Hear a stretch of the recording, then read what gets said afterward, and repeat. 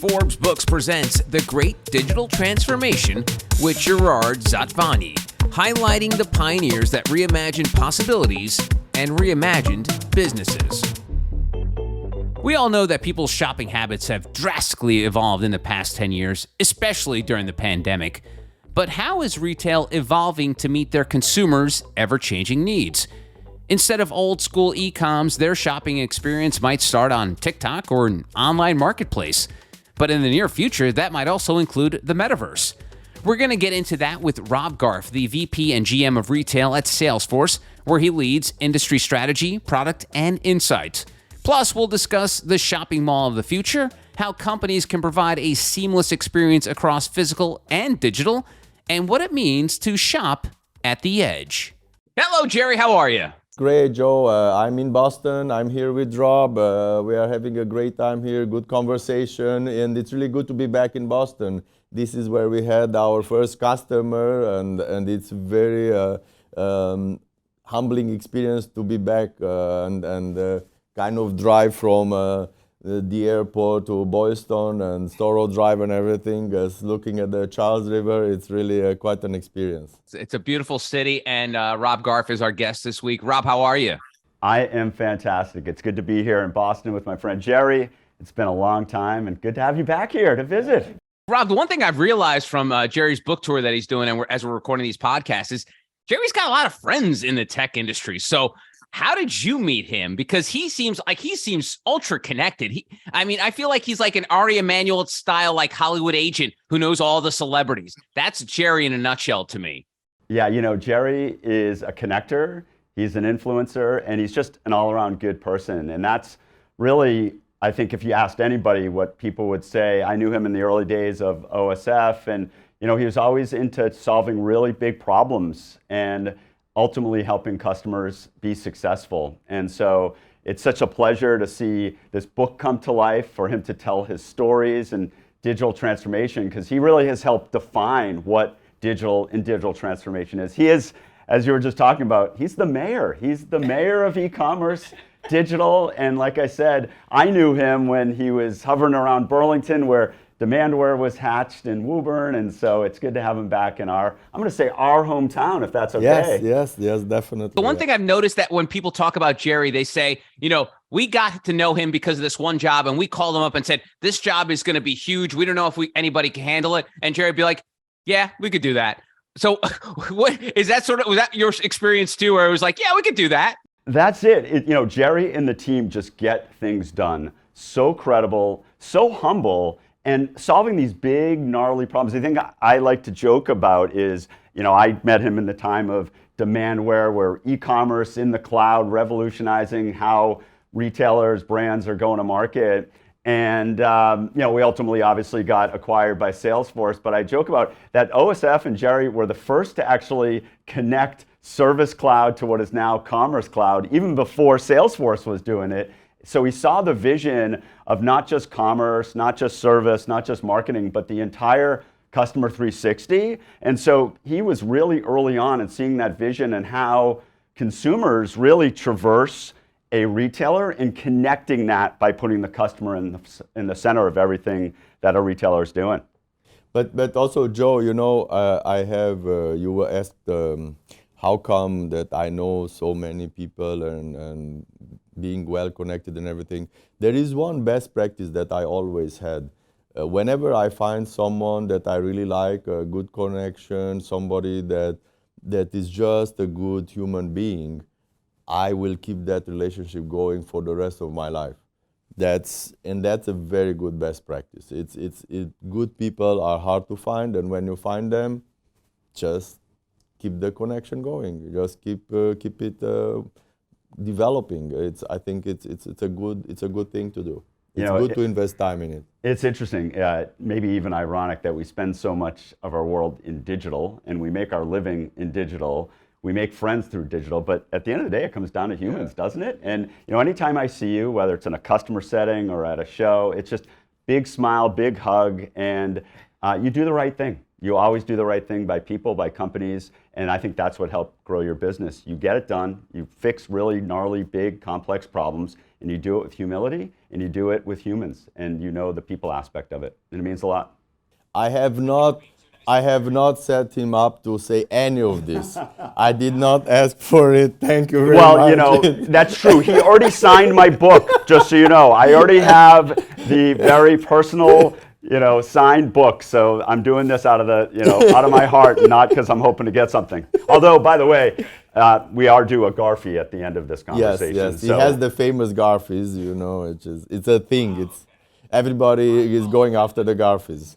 Okay, well, enough niceties about Jerry, because I know he gets uncomfortable when we compliment him too much. So let's move on to Rob and Salesforce. And so, Rob, if you can help me, you could probably get that I'm probably the dumbest person in this conversation. So help me out with the connection between Salesforce and retail, because I know how Salesforce works within organizations. They use it for billing and all sorts of things. But talk to me about the connection between Salesforce and the retail industry. Salesforce and the retail industry. When Salesforce really was hatched more than 20 years ago, it was all about Salesforce automation and more businesses connecting with other businesses. And since the onset, though, it was all about the customer. At that point, the customer was the business. But increasingly, particularly over the last 10 years, the focus has also been on the consumer. And in doing that, progressively really grown the footprint of the Customer 360 to look at the consumer across all of the journey that they're going through. Actually, our research at Salesforce shows that consumers traverse 9 different touch points in any different consumer journey. So our mission, our goal with Customer 360 is really to put the customer in the center of each of those interactions. And with retailers on average having 44 different systems to manage that consumer engagement, we're trying to simplify, we're trying to automate, trying to really streamline that experience across those 9 different touch points, from marketing while you're thinking about acquisition and discover, to commerce when people are browsing and buying, to service when people are looking for answers, all the way to loyalty. Again, all with putting that single view of the customer in the center of all of those interactions. Salesforce has many other competitors that are focusing on the shopping cart and having cloud commerce and everything. Well, Salesforce is way more than that. Salesforce is, I would say, if we are talking about retail and commerce, I would say it's a commerce platform. Why? Because it's so much more than just the shopping cart. It's also the marketing journey. It's how to bring people to your commerce site, how you bring them back after they purchase something, how do you service them. It's an entire platform. Then how you look at the data, and really you can even use all the data to fine-tune your supply chain, to fine-tune your inventory, to fine-tune your manufacturing. So it's way more of a platform than any of the other players that are doing this shopping cart technologies, these commerce clouds. It's interesting you bring up the distinction of data, and I'm sure we'll be getting into that because it's so important as it relates to digital transformation. But yeah, as you said, different companies, different software organizations tackle the problem from different angles as it relates to data. Some think about the data as it relates to financials. Some think about it data as it relates to merchandising. Some others look at it in data as it relates to content. But we're looking at data as it relates to the customer and how they're traversing the commerce experience and everything in between. Let's dig into data since you brought it up there, Rob. Thanks for steering the conversation in this direction. But talk to me about Salesforce and data, the importance of it and how it drives the company. Data has always been important, but really having a single version and a single view of that data has become critically important. Again, data has been scattered in retail across so many different systems for so long, and that means it's very difficult to unlock the value of that data, access that data, and most importantly, activate that data. And I want to underscore that, activate that data. I'm talking to retailers all the time, all around the world, and they're not lacking of data. They're just lacking of democratizing that data, activating that data. So the way we think about it, particularly with the consumer, is having that single view of that consumer, no matter if they're talking to a call center agent, a store associate, or they're engaging with a website.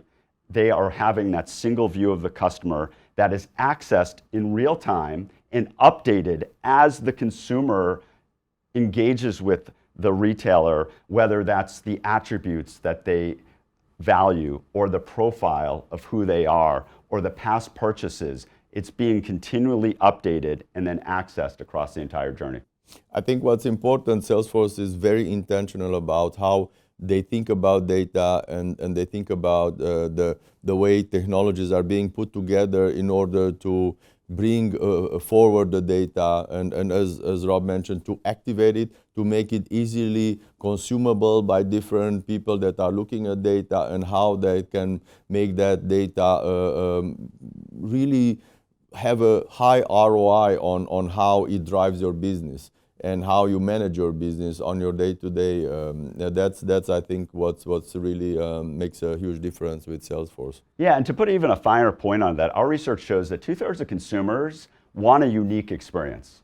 By the way, if you ask them what that unique experience is, they're not really sure how to answer that, but they know they want something, and when they see it, they now want it for sure. Yeah. But the challenge is, and where the gap resides is, our same research shows that only 1/3 of brands can actually activate and operationalize that data to provide personalization. And I think data is often talked about, but what I often talk to retailers about, what you and I converse about pretty often is, what's the outcome? And that outcome is personalization. That outcome is removing the friction of the shopping process. And so few brands are able to really take advantage of that to drive personalized recommendations, personalized offers, prices, or just an overall personalized engagement. We were discussing about digital transformation, and I'm the way I'm writing it in the book as well. It's really the technology is in many cases it's already there, but people do not dare, do not dream, do not reimagine themselves because this what you are saying it's already there. You can actually use it. And just 1/3 of them are actually looking into it, are actually using. Why not the others? That's a very good question, and the point of my book is to push as many as possible towards, let's rethink this, let's review this, because technology allows us, like remote work. The technology for remote work was there for 20 years, but still we needed a pandemic to push us to reimagine the way we work, the way we collaborate. In the same way, in like the way we capture data, the way we use it in our day-to-day in retail and everything, that's technology is already there. We just have to be more intentional. We just have to be more driven towards capturing it and drive our business accordingly.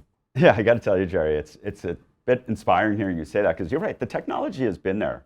The technology helps us unlock that value, and I think your team at OSF, you in particular, help customers, help retailers unlock that value. I was just with some of your strategy team just down the street in Somerville last week, a large global branded footwear manufacturer, and talking about data. They're not lacking data. They have it on the wholesale side, they have it on the retail side, but it comes down to really having a focus. And so many people talk about customer centricity, but having that focus, not just from the technology, as you're just talking about, it's how are you unlocking that organizationally? How are you breaking down the silos? How are you democratizing that data and able to operationalize it?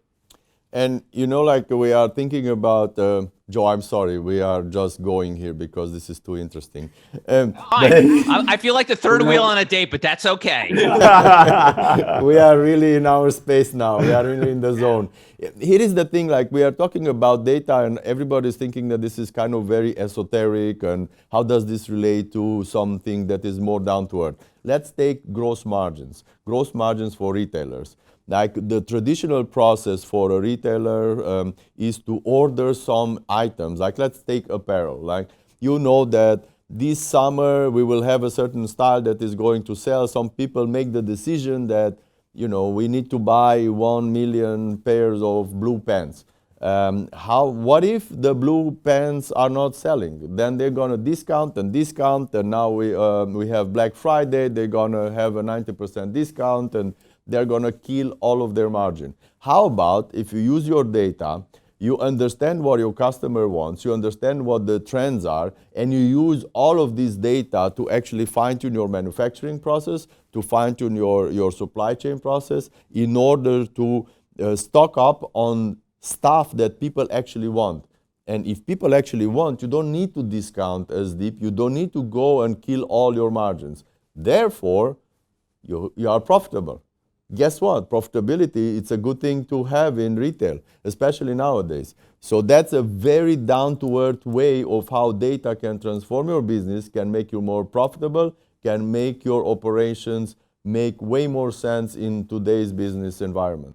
And you know what? I think that's going to define the winners and losers this holiday season. We're talking about margin being the Grinch that potentially steals Christmas because of what you're talking about. And it was the same conversation our teams were having with that branded manufacturer just a week ago in terms of, I called it, and it was the first time I said this, but the data supply chain. And within a retailer, oftentimes those insights that you're talking about the demand for the pants, gets locked in one system. But why can't you then cascade that to merchandising, to supply chain, to store operations? Maybe put a spiff in place to have the store associate push it. Or it could influence your product recommendation algorithm to help understand how you can push that and how you can outfit it. And like you said, it's not just about growth, which is certainly important, but it is about margins, about efficiency, it's about cost, especially when you're facing headwinds, as many of us are, both individually and as companies this year. I think this is an even more important times to really focus on taking care of your gross margins, to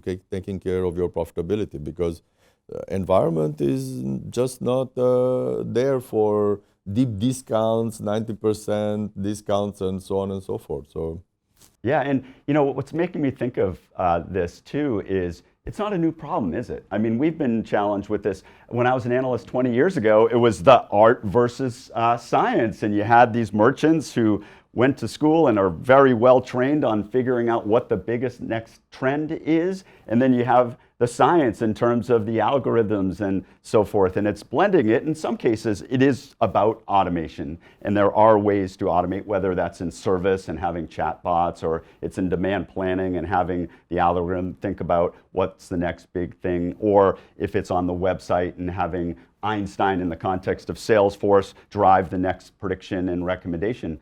But in some cases, it is having that science help influence the art, because as we were just talking about us personally, it comes down in many cases to the people, and digitization should have the human element in there still. And the art and science thing that I want to pull on the thread on is, sure, the art part is the folks who are the designers, who are the creative minds, and then you have the science. But those artists who are the CEOs, founders of the company, they need people to translate that data. Like you mentioned, we got a lot of it. So how do you know you've got the right person to translate that data? If you've got a company like Salesforce, is great, but you need a go-between between yourself and Salesforce or whatever data company you're dealing with, correct? Traditionally, we tend to kind of speak like this art or science, but it's not really art or science, it's art and science.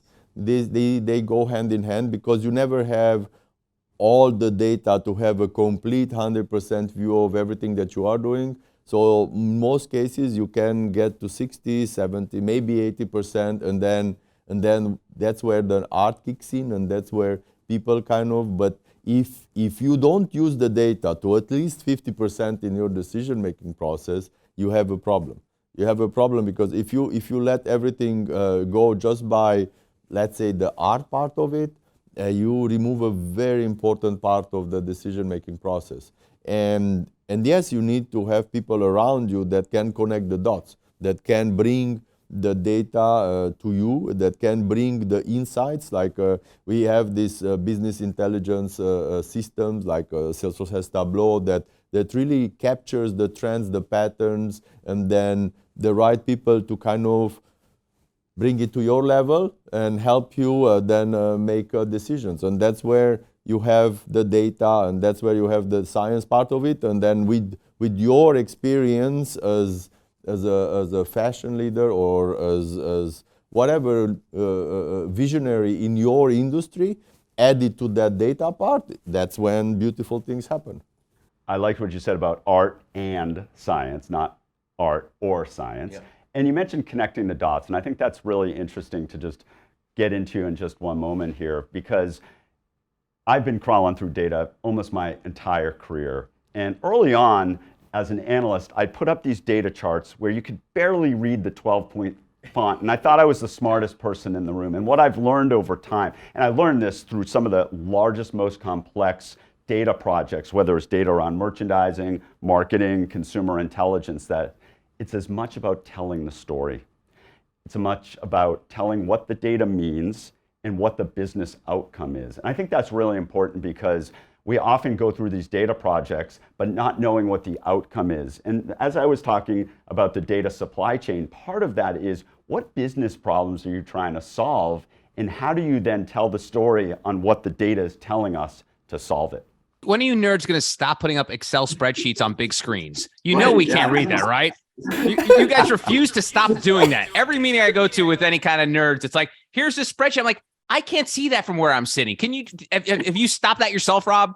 Well, yeah, I can try. I've been going to a lot of therapy to try to move beyond that for many years. But no, you're serious, and it's a real thing where it's not just about the data, but it's about the outcome and telling that story. And yeah, a spreadsheet might make you feel like you're smart, but are you really enacting change? And with any data project, with any digital transformation, it's as much about changing behavior. And you're not doing that with a spreadsheet. I can guarantee you that. But it's, you know, it's basic human behavior. Data scientists, people that are looking into data, that like data and everything, when we project something, we make the assumption that people kind of get what we are showing them because it's hard numbers, and it's not really a good assumption. It's really not a good assumption. You really need to contextualize the data to make sure that that data makes sense for your audience. Make it, to put it into, you know, you mentioned the story, you know, you need to wrap a story around the data. You need to make it digestible, because otherwise they will just not be able to swallow it and understand it and consume it. It's finding the right stories, wrapping it up in something that is more digestible. It's as important for somebody that works with data as anything else, as maybe sometimes even more important than the data itself. Well, and you know, it's interesting.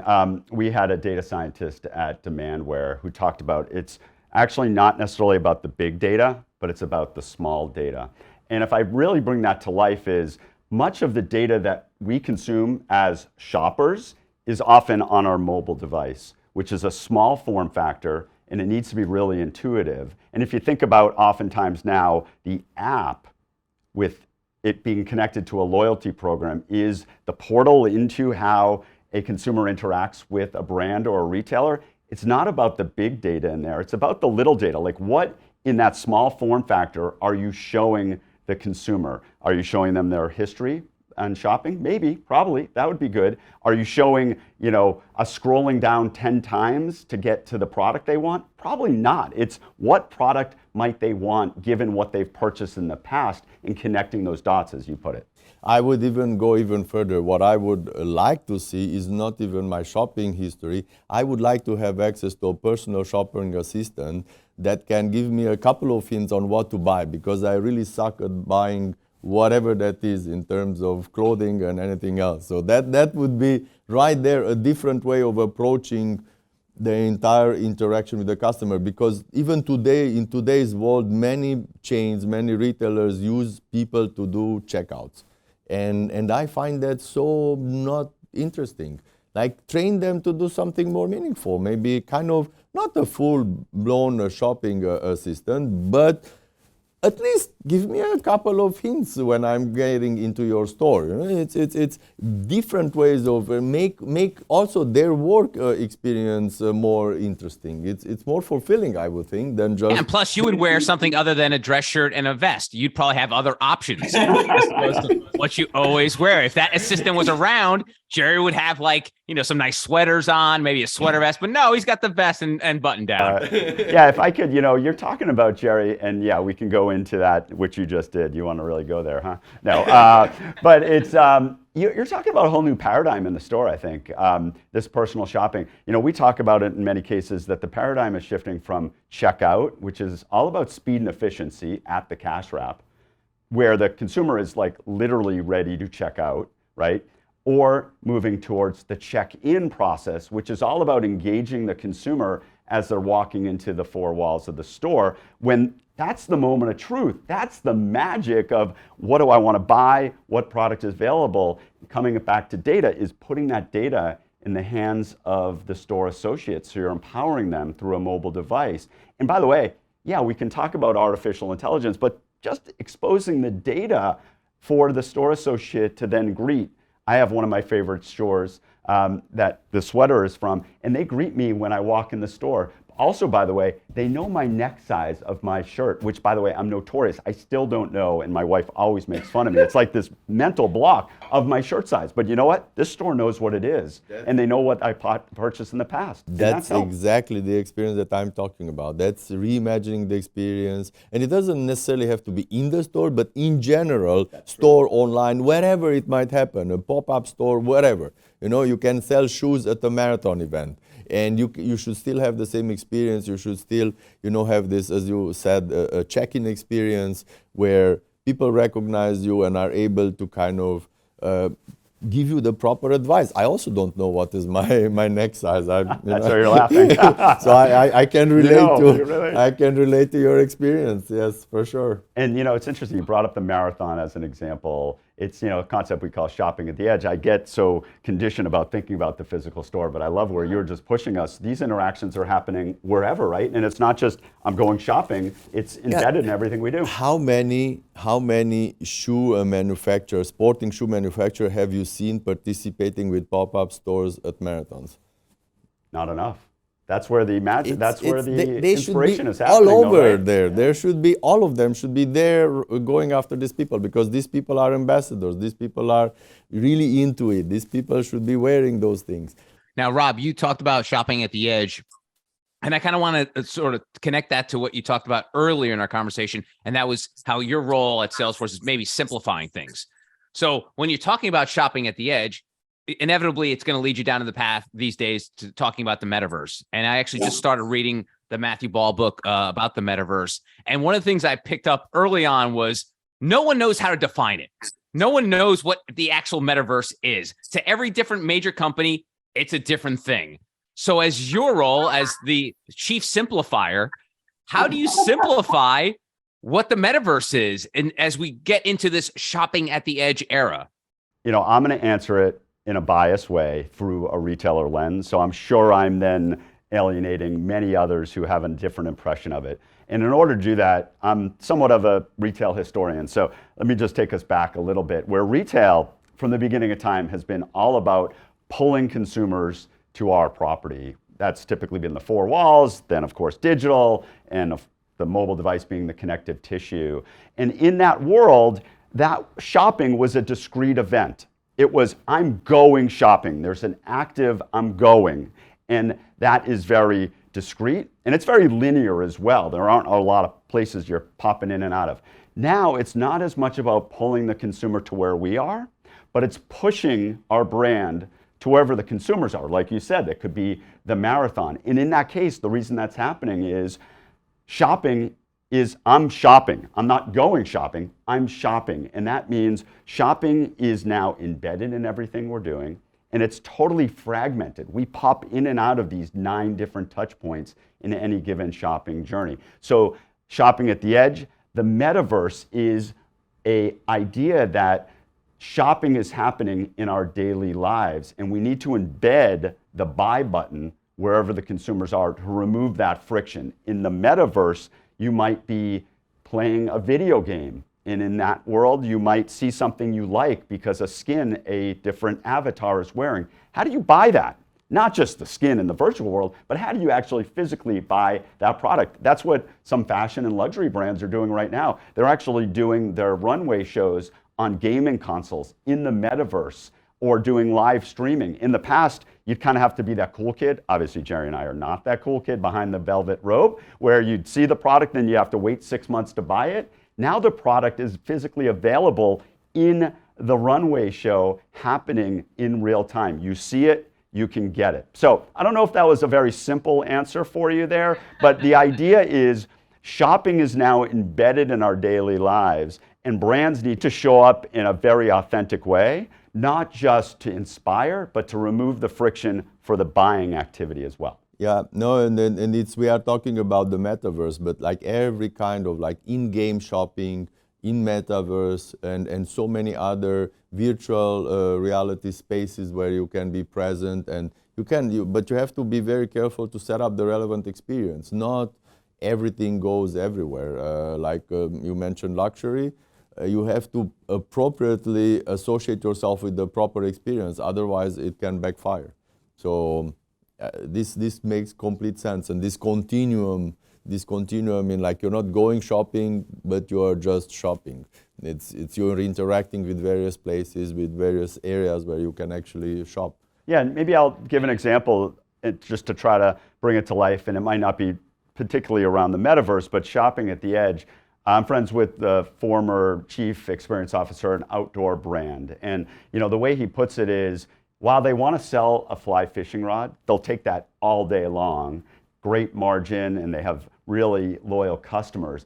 They ultimately want to be there when that person is planning their trip of a lifetime for a Alaska excursion to go fishing. And in that case, again, the person isn't going shopping. They're trying to solve a big problem, which is, how do I get that fly fishing rod? How do I get to Alaska? How do I get from the airport to the village? How do I get on that boat? And this brand wants to be there. Maybe they're not selling everything and providing all those services, but they want to be there as the trusted partner to really enable this trip of a lifetime to happen.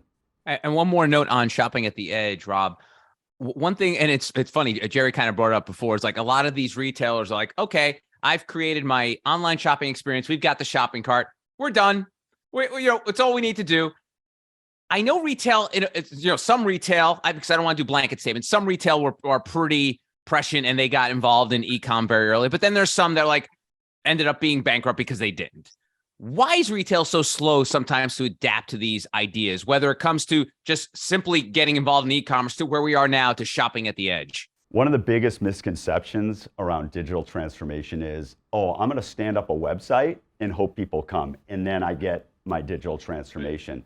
It's about infusing digital throughout the entire process. Our research, and I'm almost reluctant to say this stat because it sounds so unbelievable because it's so high, 99% of retailers and brands say they have a digital strategy and a digital website. But what we found is 2/3 of them, particularly on the brand side, and particularly fast-moving consumer goods, only have stood up a website and hope people come. And that's not the way it is anymore. And so you can't just check that box, but you have to understand where the consumers are hanging out and extend your brand wherever they are. The reason why retailers haven't moved so quickly, we're really good at fast following. So we see something and then we follow it once it's proven. We're not as good about innovating and iterating and following that up with actually going to scale. What the pandemic, though, has really taught us is we need to get really scrappy. And I do give, because I'm sounding like doom and gloom here in an industry that I absolutely love, and Jerry, you and I have talked about this, the pandemic has allowed us to be really scrappy, move really quickly. I mean, think about curbside. This is something that we've all talked about for quite some time. And as a consumers, I can tell you most of us have now experienced. Now we're turning into a phase, though, for moving from scrappy to scale. We have to figure out how to automate, how to create productivity, how to create agility. And that's where we need to move really quickly because it's going to hit the bottom line if we're not careful enough. You said innovating and iterating. I like this. I'm going to use this. Innovating and iterating. I think it's so please it's a very visual way of looking at how things should evolve, because it's not necessarily happening in all places. They set it up and then they hope it's gonna work, and it's not happening. It's you have to spend time there, you have to evolve it, you have to iterate through it, you have to learn from your mistakes, because you will make some mistakes and you need to adjust quickly, you need to evolve quickly. So that I think it's a very essential process of digital transformation, because digital transformation is not just a one and done project. You set it up and that's it, you don't worry about it anymore. It's that you constantly look at the data, look at your results, and you adjust, you evolve, you adapt, you change. It's a continuously adapting and changing process. And just, I mean, with all your experience here, Jerry, I got to ask, as you just said that, how do you make that change from you have a customer saying, I need to stand up a website, and how do you help that organization change to how am I going to engage that consumer everywhere?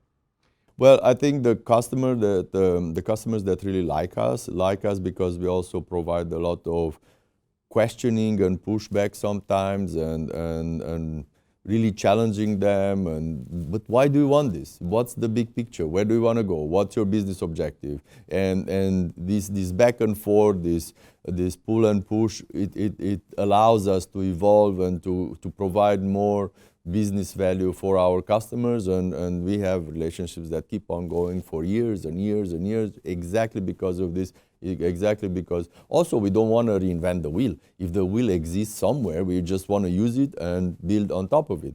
So it's really this process that some of them they don't really realize that they go through, but they like it. Like it's this kind of back and forth.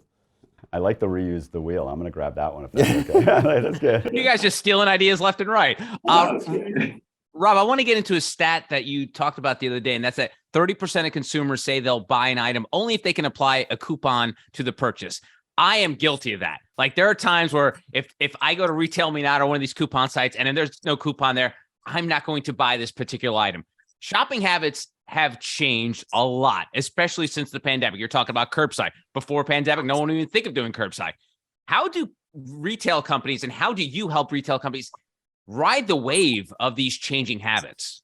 Yeah, well, a big key that we learned over the pandemic is being agile. We need to move really quickly, and we need to do it in a way that catches up with consumer behavior. Yeah, over the pandemic, loyalty was redefined. It was all about health, safety, convenience, and trust, which to me is removing the friction. The friction that was removed was I want to buy something in the comfort and safety of my home, and I want to pick it up or get it delivered knowing that the product's actually going to be there, because we have had a lot of inventory scarcity and a lot of supply chain issues.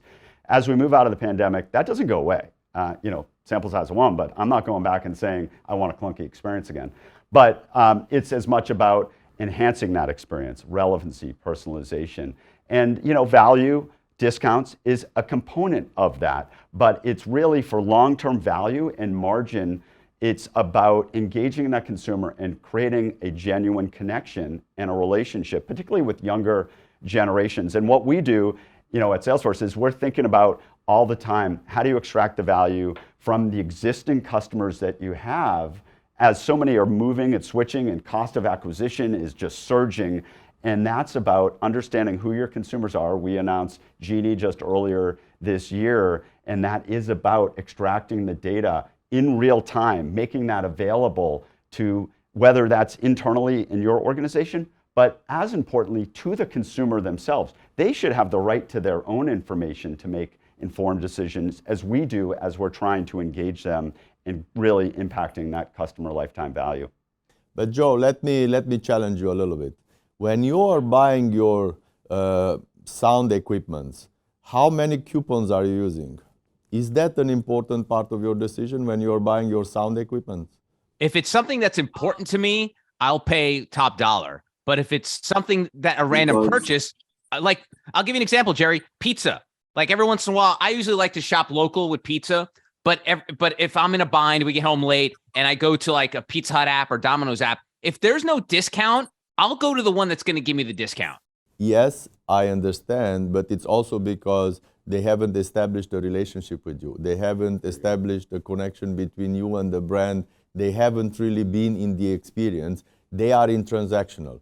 What you have with your sound equipment is an experience. You are there because you understand the value that is being given to you. There is a back and forth between brand and you. There is a connection between you and the brand. You don't have the same connection with your pizza place. I do have the connection with my pizza place, and I know exactly what is the item that I like, and they know me, and my pizza is ready when I'm going to pick it up. That's how you connect with your consumers. That's how you connect and you establish that, and then the coupon is no longer, it might be still an incentive and everything, but it's no longer the most important thing in your purchasing decision.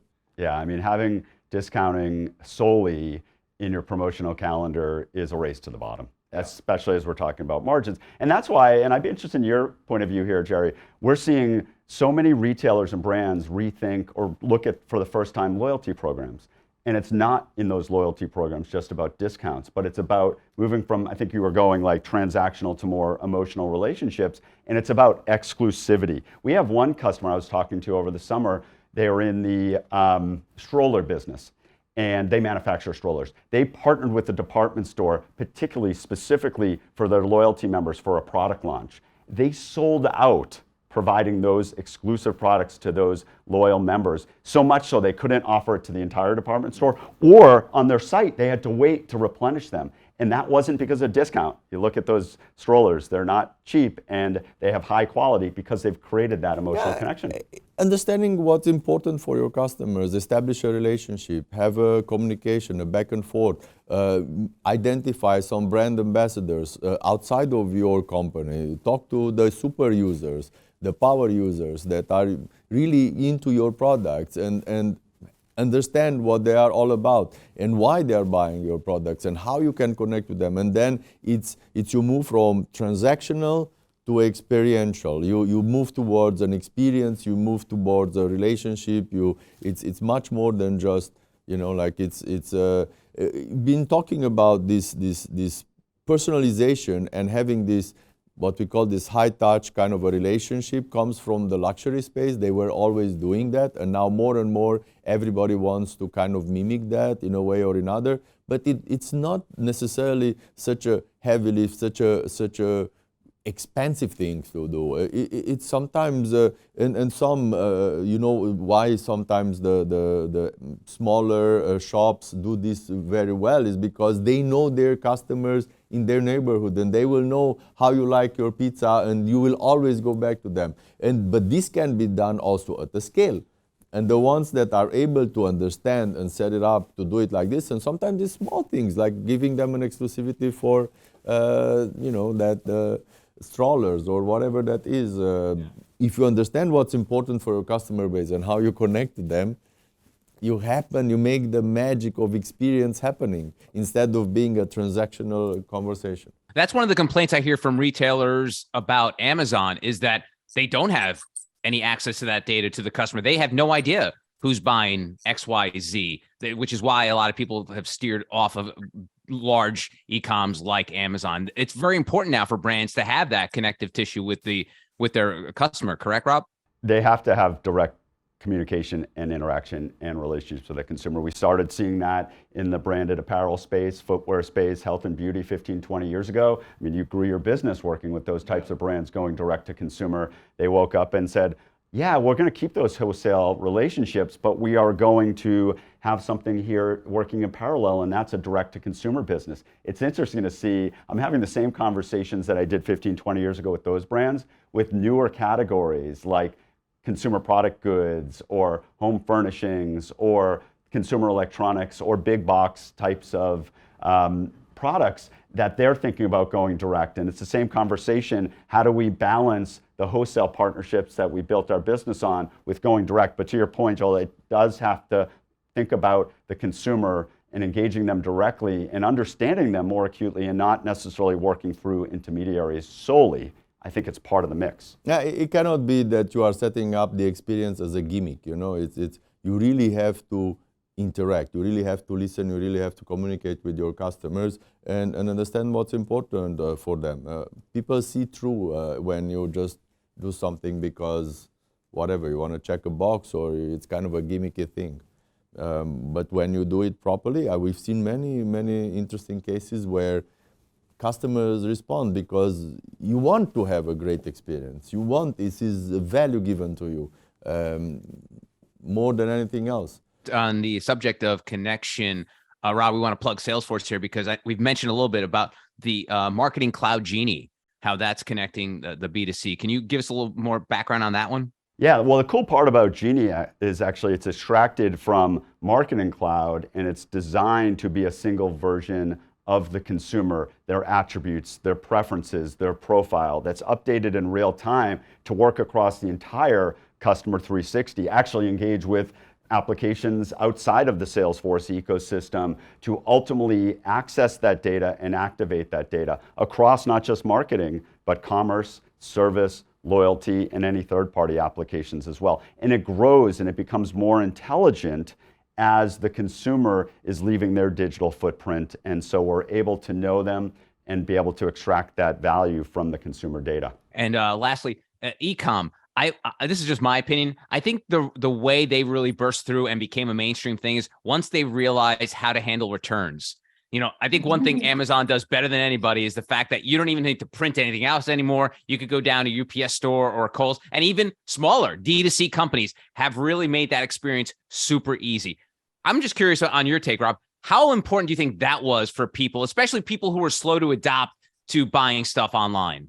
Well, figuring out returns and smoothing that process for consumers is key, but even more key for retailers is figuring out how to do it and actually not lose their shirt or spend too much money. Because what that also taught consumers is this phenomena of bracketing. Zappos was notorious for this, they still are. If I'm a size 10 in Cole Haan, I'm gonna buy a 10. I'm also gonna buy a 10.5 and a 9.5. And you know what? I'm gonna return those other two products. Not very profitable for retailers. So what we're talking, and I know OSF, Jerry, you're talking to your customers about this too, is how do we get ahead of it during the shopping experiences you talked about, not just transactional, but experience, to actually give the confidence that the consumer is buying the right product. So that's actually revamping the product detail page, which has kind of gone untouched for many years, right? Thinking about how product videos, how product reviews, or the stylist. If I'm able to drum up and pick up whether email, chat, or phone, a stylist, whether they're in a store or a call center or sitting at home on their couch picking up micro shifts,